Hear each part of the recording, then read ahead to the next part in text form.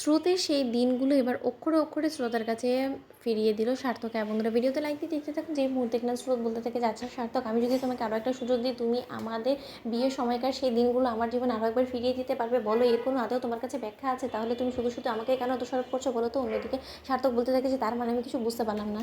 আর স্রোত, তোমাকে যদি আমি তোমার সেই দিনগুলো ফিরিয়ে দিই, তাহলে তুমি আমাকে সহৃদয়ে মেনে নেবে? তার মানে আমাকে স্বামী হিসেবে তুমি স্বীকৃতি দিবে? তাহলে ঠিক আছে, বরঞ্চ আমি তোমাকে প্রমিস করছি যত শীঘ্রই সম্ভব আমি তোমার কাছে সেই দিনগুলো ফিরিয়ে দিব। সম্ভব কি? আমি বরঞ্চ বলছি যে আজই চলো, তোমাকে সেই সকল ইচ্ছেগুলো তোমার একটু একটু করে পূরণ করা শুরু করি, একটা একটা করে। অন্যদিকে স্রোতের হাত ধরে সার্থক যখন দুম করে মন্দিরে নিয়ে গিয়ে স্রোতকে হাজির করে, ঠিক সেই মুহূর্তে স্রোত বলতে থাকে যে সার্থক, আমরা মন্দিরে কী করছি বলো তো? ঠিক সেই মুহূর্তে সার্থক পুরোহিত মশাইকে বলতে থাকে যে পুরোহিত মশাই, আপনি নিশ্চয়ই আমাদেরকে দেখে এটাই ভাবছেন যে আমরা দুম করে এখানে কেন এসেছি। যেহেতু স্রোতের মাথায় অলরেডি সিঁদুর আছে, আপনি এটা দেখে নিশ্চয়ই বুঝতে পারছেন যে স্রোত বিবাহিত। কিন্তু তা সত্ত্বেও আমার স্ত্রী কিছুটা আক্ষেপ রয়ে গিয়েছে আমাদের প্রথমবারের বিয়ের মধ্যে। সেই আক্ষেপগুলো যাতে আমার স্ত্রীর এখন আর না থাকে, সেই আক্ষেপগুলো পূরণ করার জন্য আমি রীতিমতো আপনার কাছে এসে দ্বারস্থ হয়েছি।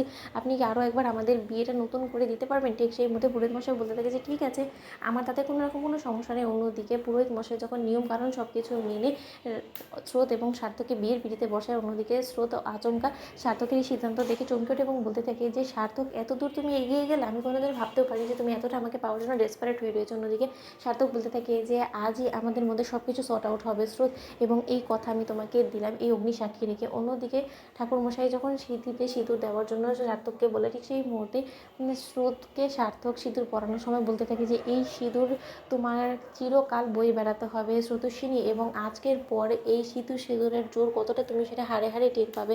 অন্যদিকে স্রোত বলতে থাকে যে তোমার দেওয়া এই সিঁদুরের মর্যাদা যাতে আমি চিরকাল রাখতে পারি, সেটাই আমি অগ্নিকে সাক্ষী রেখে প্রতিজ্ঞা করলাম। অন্যদিকে সার্থক বলতে থাকে যে আশা করবো এরপরে তোমার মনের কোনো রকম আক্ষেপ নেই। আজকে থেকে যে দিনগুলো আমরা ঈশ্বরের আশীর্বাদে পাবো, সেই প্রত্যেক কটা দিনকে আমরা নিজেদের সব থেকে শ্রেষ্ঠ দিন ভেবে উপভোগ করবো স্রোত, এবং খুব শীঘ্রই রায় দিদিভাইয়ের স্বপ্নটা আমরা পূরণ করবো, এই আমি তোমাকে কথা দিলাম। অন্যদিকে স্রোত বলতে থাকে যে রায় দিদিভাই, এক নিমিষের মধ্যে সব কিছুকে তুই যে এতটা ম্যাজিকের মতন শর্ট আউট করে দিবি, সেটা আমি কোনোদিনও কল্পনাও করতে পারিনি। অন্যদিকে সার্থক বলতে থাকে যে আশা করবো এরপরে তোমার কোনো রকম আপত্তি থাকবে না আমাকে স্বামী হিসেবে গ্রহণ করতে। অন্যদিকে রাই বলতে থাকে যে সেই আপত্তি যদি এবার ও করে, ওর কানটা আমি মুলে দেবো। ঠিক সেই সময় সার্থক স্রোতকে দেখে রাই বলতে থাকে যে কী ব্যাপার, তোমরা আমাকে কোনো মতে এক্সপেক্ট করনি তাই না? আসলে আমি তোমাদের বাড়িতে গিয়েছিলাম তোমাদেরকে একটু ম্যানেজ করার জন্য, কারণ তোমরা যে পরিমাণে ঘাবড়ে গিয়েছিলে সন্তানের কথা শোনা মাত্র, তাই আমি ভাবলাম তোমাদেরকে গিয়ে একটু তোমাদেরকে শান্ত করার চেষ্টা। কিন্তু সেখানে গিয়ে শুনলাম যে তুমি নাকি দুম করে কোথাও একটা নিয়ে বেরিয়েছো, তারপরে তোমাদের পেছন করতে করতে এই অবধি পৌঁছে গিয়েছি।